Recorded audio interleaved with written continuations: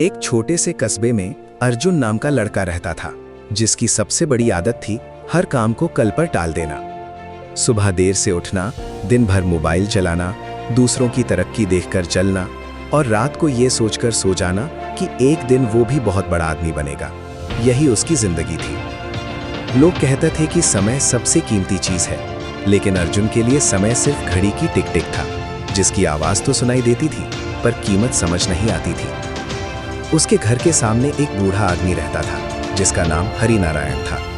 वो रोज सुबह 4 बजे उठता, आंगन साफ करता, पौधों को पानी देता, किताब पढ़ता, कुछ लिखता, फिर अपने छोटे से काम पर निकल जाता। अर्जुन रोज उसे देखता और मन ही मन हंसता कि इस उम्र में भी ये आदमी चैन से नहीं बैठ सकता। एक दिन अर्जुन ने मजाक में पूछ लिया, बाबा, आप कभी खाली क्यों नहीं बैठते?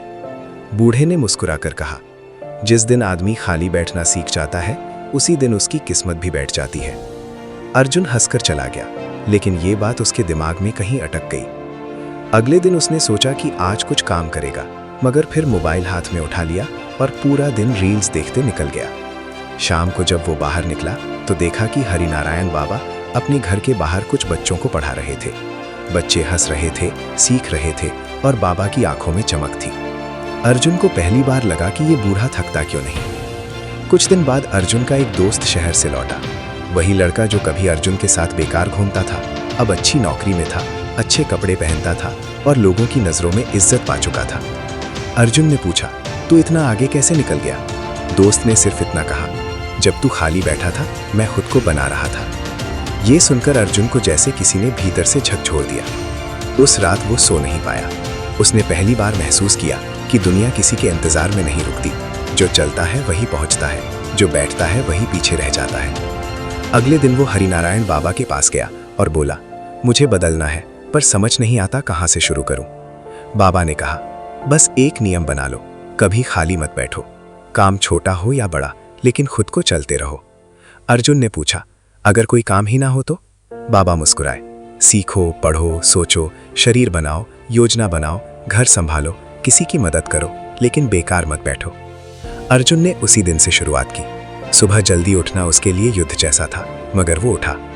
पहले दिन उसने सिर्फ अपना कमरा साफ किया, दूसरे दिन उसने पुरानी किताबें निकाली, तीसरे दिन उसने मोबाइल का समय कम किया, चौथे दिन उसने दौड़ना शुरू किया, पांचवें दिन उसने नया हुनर सीखना शुरू किया।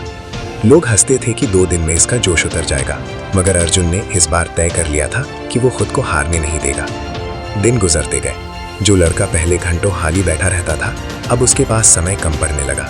उसने छोटे बच्चों को ट्यूशन पढ़ाना शुरू किया, ऑनलाइन काम सीखना शुरू किया और धीरे धीरे पैसे कमाने लगा। उसके चेहरे पर आत्मविश्वास आने लगा। एक दिन उसकी माँ रो पड़ी। अर्जुन घबरा गया और पूछा, क्या हुआ? माँ ने कहा, आज पहली बार लग रहा है कि मेरा बेटा जाग गया है। अर्जुन की आंखें भर आईं।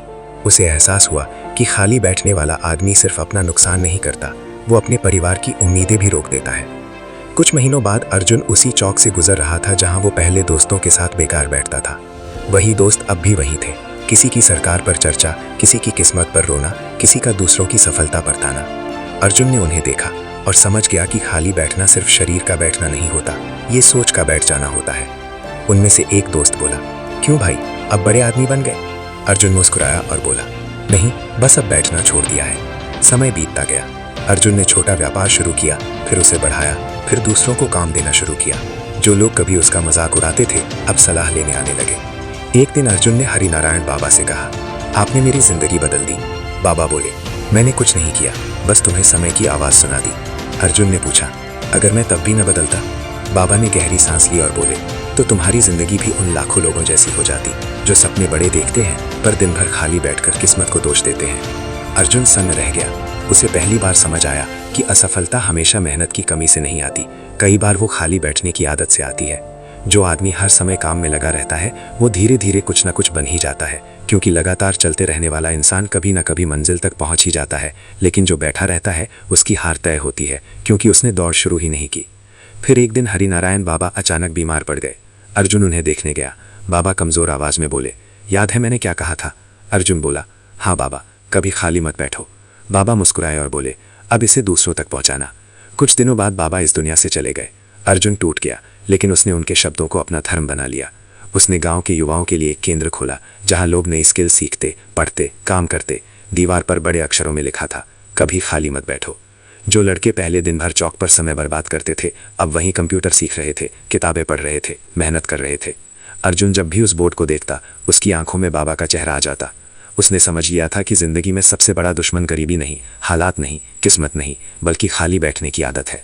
खाली दिमाग डर पैदा करता है, तुलना पैदा करता है, बहाने पैदा करता है, लेकिन व्यस्त दिमाग रास्ते पैदा करता है। जो इंसान हर दिन खुद को थोड़ा बेहतर बनाने में लगा रहता है वो चाहे धीरे बढ़े पर गिरता नहीं। इसलिए अगर तुम सोचते हो कि तुम्हारी जिंदगी क्यों नहीं बदल रही तो पहले ये देखो कि तुम दिन भर करते क्या हो। अगर समय बिना हिसाब निकल रहा है, अगर सपने सिर्फ सोच तक सीमित हैं, अगर मेहनत सिर्फ कल से शुरू होने वाली है तो समझ लो तुम भी अर्जुन के पुराने रास्ते पर हो। मगर अच्छी बात यह है कि बदलने के लिए कोई सही दिन नहीं चाहिए, बस एक फैसला चाहिए। आज से, अभी से, इसी पल से अपने आप से कहो, मैं खाली नहीं बैठूंगा। जब काम ना हो तो सीखूंगा, जब पैसे ना हो तो स्किल बनाऊंगा, जब लोग साथ ना दे तो खुद का साथ दूंगा, जब रास्ता ना दिखे तो खोजूंगा, क्योंकि दुनिया उन्हीं की सुनती है जो चलते रहते हैं। याद रखो, किस्मत दरवाज़ा तभी खोलती है जब वो कदमों की आहट सुनती है। जो बैठे रहते हैं उनके लिए दरवाजे बंद ही रहते हैं। इसलिए उठो, लग जाओ, छोटा शुरू करो पर रुको मत, क्योंकि आज का एक व्यस्त घंटा कल की पूरी जिंदगी बदल सकता है। और यही इस कहानी का सबसे बड़ा रहस्य है। सफल लोग ज़्यादा बुद्धिमान नहीं होते, वे बस खाली नहीं बैठते।